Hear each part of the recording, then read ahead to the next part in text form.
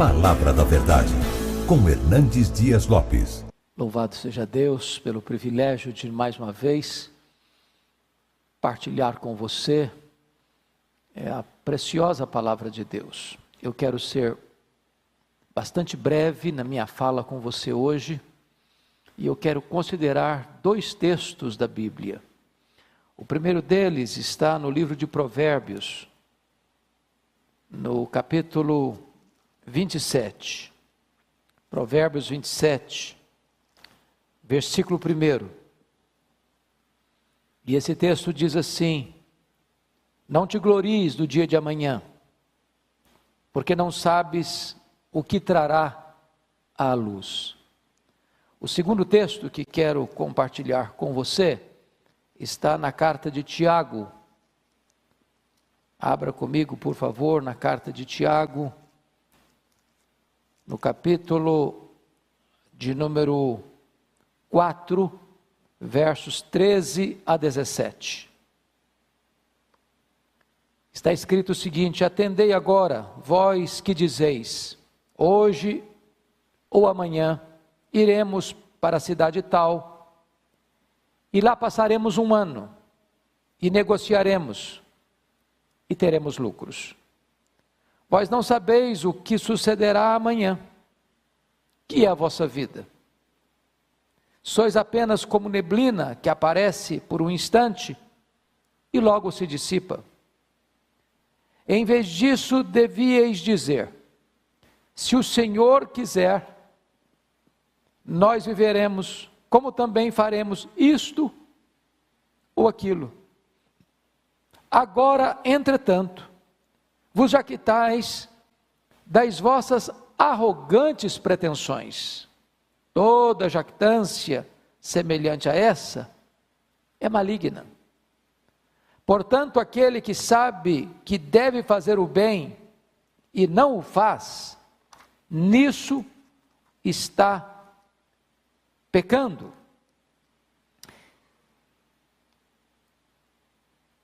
Eu estou absolutamente seguro de uma coisa: você e eu, quando começamos o ano, fizemos o nosso planejamento para este ano.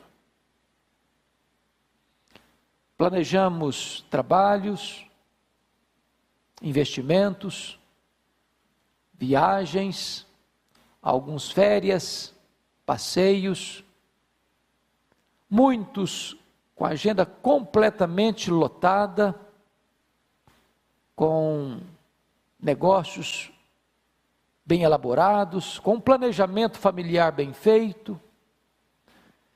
Porém, de repente surge uma crise, uma pandemia, que abala a saúde pública e traz um terremoto na vida econômica do Brasil e do mundo. E todos os nossos planos estão necessariamente necessitados de serem reprogramados, repaginados, refeitos. Viagens canceladas, congressos e conferências cancelados ou adiados, viagens internacionais canceladas ou adiadas. Certamente, essa pandemia retrata que nós todos somos absolutamente vulneráveis e dependentes. Por isso o texto diz: não te glories do dia de amanhã. Você e eu não administramos o amanhã. Você e eu não temos as rédeas do amanhã nas nossas mãos.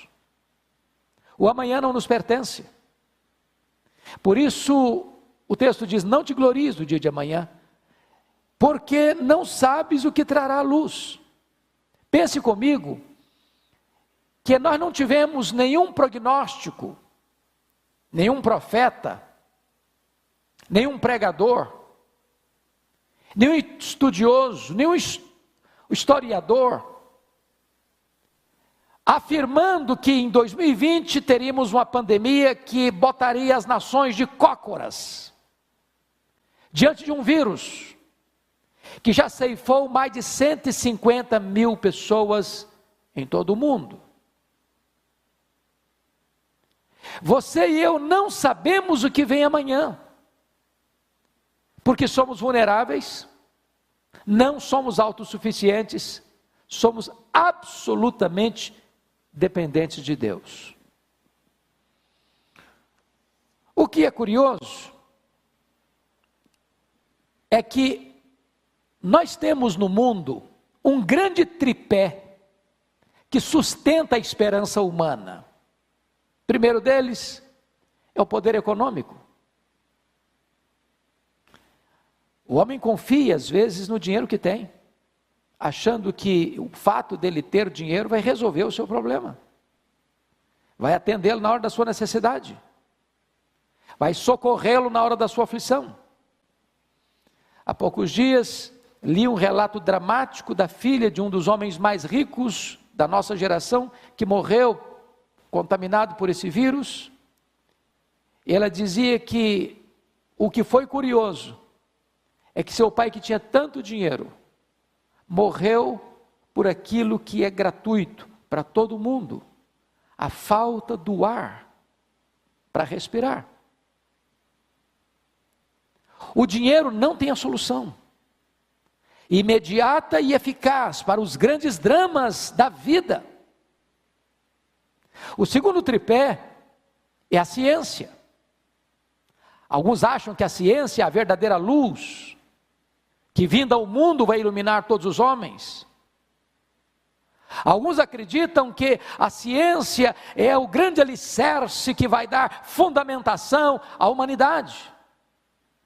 E a ciência, com todo o seu avanço, com todas as suas conquistas, com todas as suas descobertas e com todos os benefícios que trouxeram e hão de trazer à humanidade, não puderam resolver de pronto e eficazmente a grande crise que assola o mundo. O terceiro tripé é o poder político. As grandes nações, as ricas nações, as poderosas nações, com os seus comandantes, presidentes, ministros, reis, que governam com tanta força, com tanto poder, com tanto militarismo, com tantas armas bélicas, com tanto poder de decisão e de ação, também não puderam resolver este problema que assola a humanidade. Sabem por quê? Porque o homem é vulnerável, dependente e não autossuficiente. É por isso que esse texto de Provérbios 27:1 e o texto de Tiago 4:13-17 é tão oportuno para a nossa reflexão nessa conjuntura. E eu gostaria que você começasse a observar comigo que nós corremos à luz do que o texto diz de Tiago, e eu peço que você esteja com o texto aberto em Tiago, quando ele trabalha no verso 16, o problema da jactância, e o problema das arrogantes pretensões. Nós erramos quanto a isso, e erramos em dois aspectos: no falso entendimento de quem somos nós, e no falso entendimento das nossas ambições. Porque às vezes julgamos que a vida está em nossas mãos e que o tempo está a nosso favor. Achamos que nós estamos no controle. Nós vivemos numa geração humanista. Nós vivemos numa geração que põe o homem no centro, que idolatra o homem. Esta é o antropocentrismo idolátrico, onde o homem se vê no centro do universo e tudo gira em torno dele, por ele e para ele, e ele é o grande supremo comandante, e basta o arauto de um vírus que você não pode ver a olho nu para botar todos esses valores por água abaixo.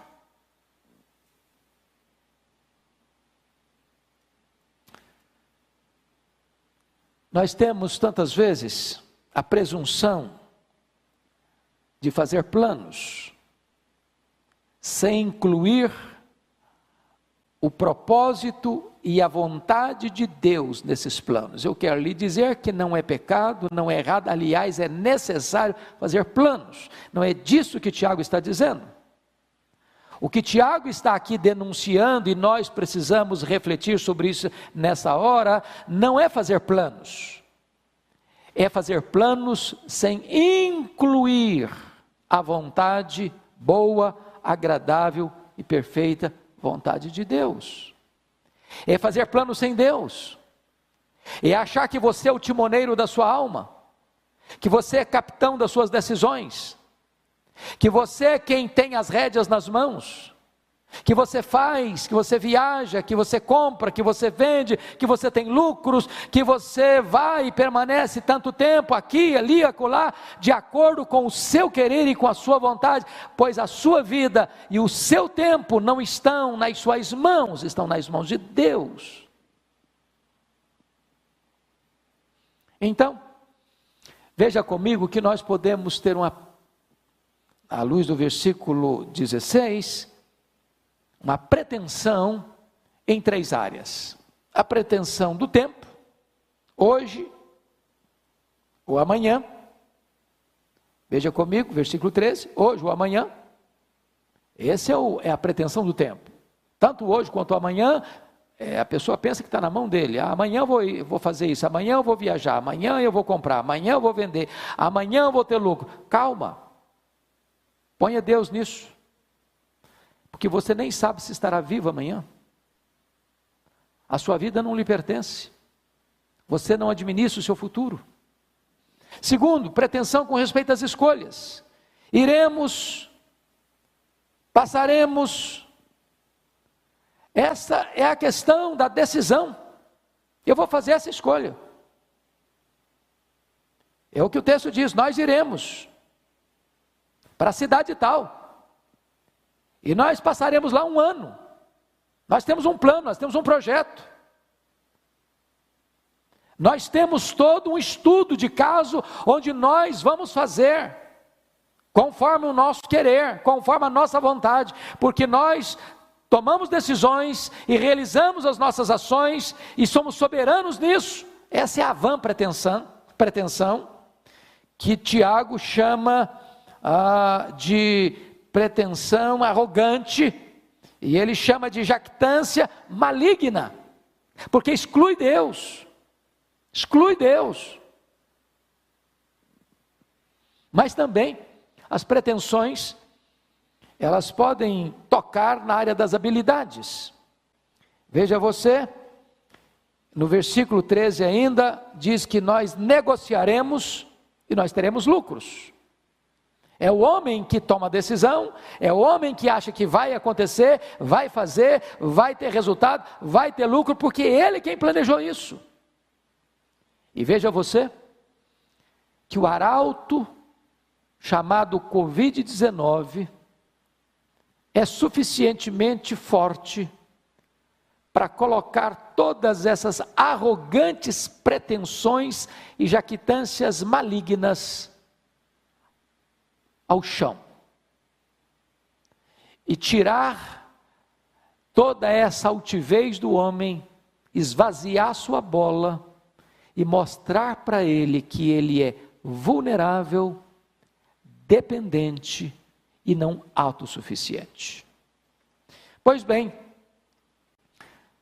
como nós podemos nos proteger dessas vãs pretensões, dessas arrogantes pretensões? Ou presunção? Primeiramente, eu acho que nós precisamos reconhecer e ter consciência da nossa ignorância. Olha o versículo 14 comigo. Vós não sabeis o que sucederá amanhã, ponto.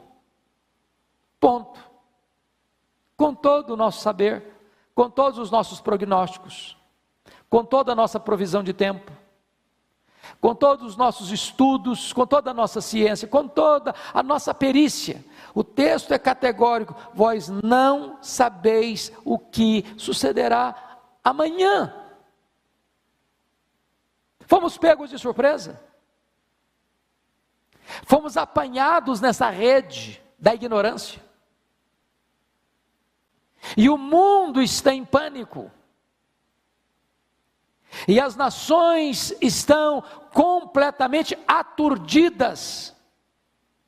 Por quê? Porque nós temos que admitir a nossa limitação do saber com respeito ao futuro. Vós não sabeis o que sucederá amanhã. Segundo lugar, ter consciência da nossa fragilidade. Olha comigo o versículo 14. Que é a vossa vida? Sois apenas como neblina que aparece por instante e logo se dissipa. Note você a fragilidade da vida, a vulnerabilidade da vida. Morre o idoso, morre o adulto, morre o jovem, morre a criança, morre o rico, morre o pobre, morre o doutor, morre o analfabeto, mora o homem que mora no palácio, morre o homem que mora na palafita, mora o homem piedoso, morre o homem ateu. A morte é democrática e ela chega a todos. Ela é o sinal de igualdade na equação da vida, ela chega a todos.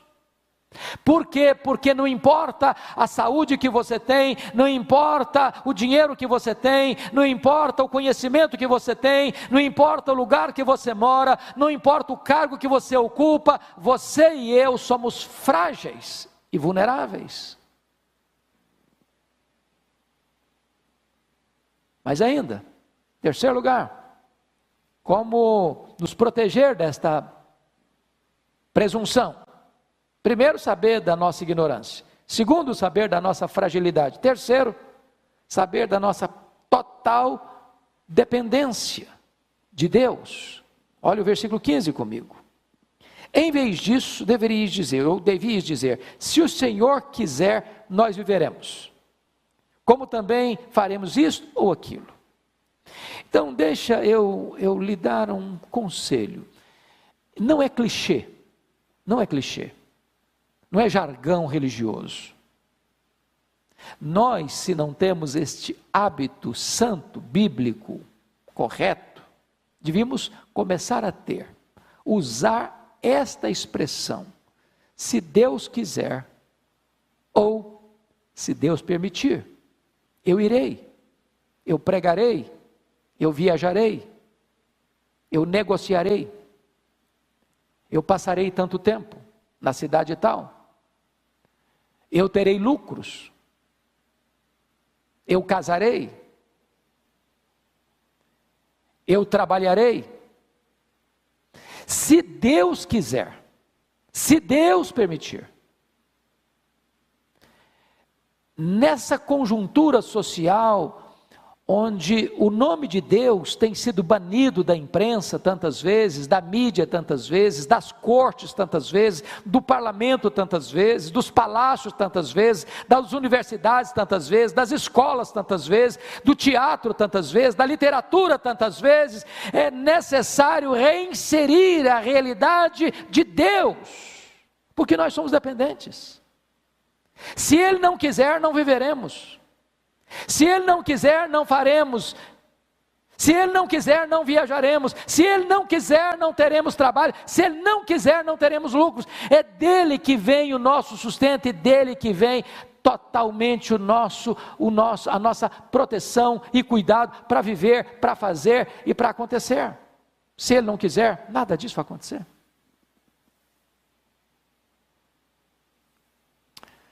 Veja você, no versículo 16, ele mostra a necessidade de compreendermos que o nosso destino não está em nossas mãos. Agora, entretanto, vos jactais das vossas arrogantes pretensões. Quando você faz um plano e não inclui a permissão de Deus ou a vontade de Deus nesses planos, Deus chama isso de jactância, e uma jactância arrogante. É de você achar que você está no controle. Você tem o poder, você tem a força, você tem o controle, você tem o domínio. Isso é jactância e arrogância demoníaca. Isso é excluir Deus da sua pauta, da sua agenda, da sua vida, da sua família, das suas decisões. Isso é contrário ao cristianismo.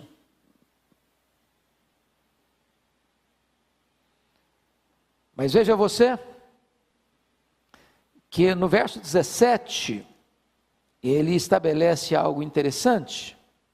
Portanto, aquele que sabe que deve fazer o bem e não o faz, nisso está pecando. Diante da vulnerabilidade da vida, diante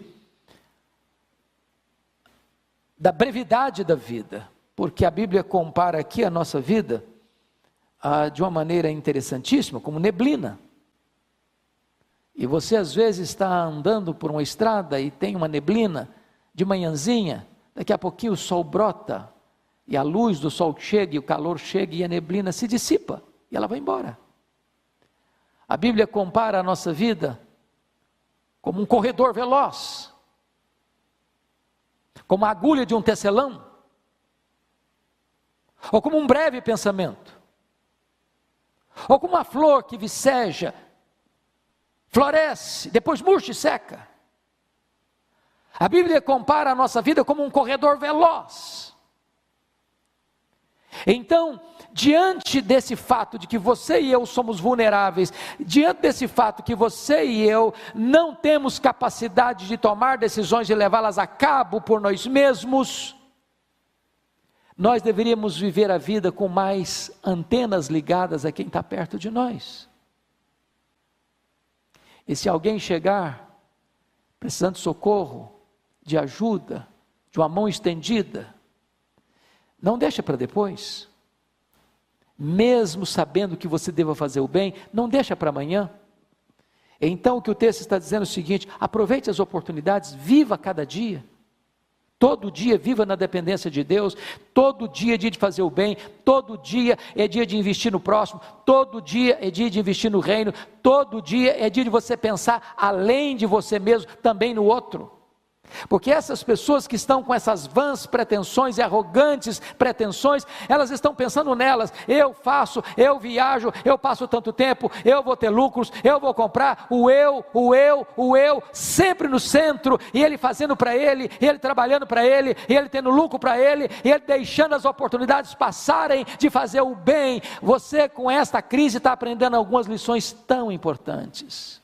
Primeiro, você e eu precisamos de muito menos para viver, muito menos do que você imagina. Você pode aprender a viver uma vida mais modesta, para ter mais condições de socorrer o necessitado à sua porta, de você não deixar de fazer o bem, porque tudo que Deus bota na sua mão, não é apenas para você comer todas as sementes, você precisa semear também essas outras sementes, lançar o seu pão sobre as águas. E na medida que você vai fazendo o bem, Deus vai multiplicando a sua sementeira, para que mais outras pessoas possam ser alcançadas. Então eu quero concluir.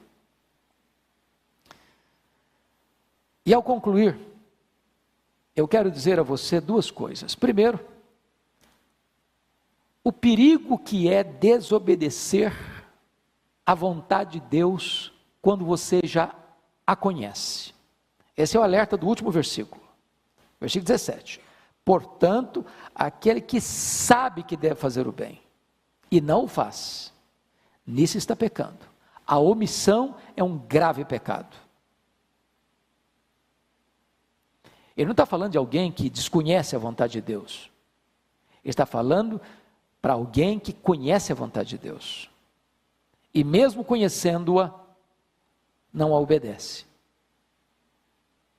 Mesmo sabendo que precisa fazer o bem, porque fazer o bem é a expressa vontade de Deus, ele deixa de fazer o bem, e nisso, nessa omissão criminosa, ele está pecando. Segundo ponto, preste atenção comigo, é a obediência à vontade de Deus, o versículo 15. No verso 15 diz: em vez disso, devíeis dizer, se o Senhor quiser, nós não só viveremos, como também faremos isto ou aquilo.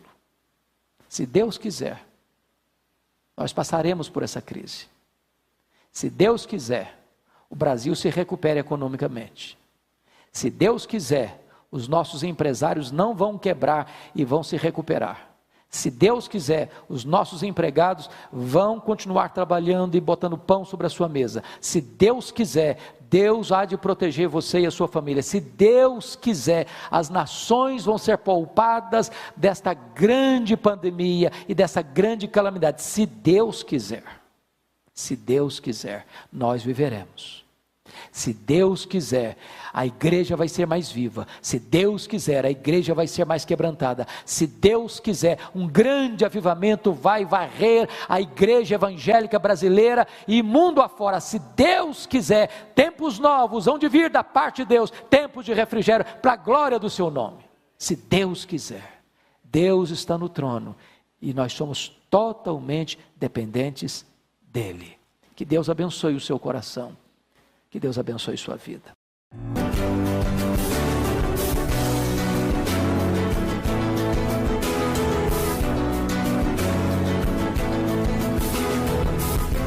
Palavra da Verdade, com Hernandes Dias Lopes.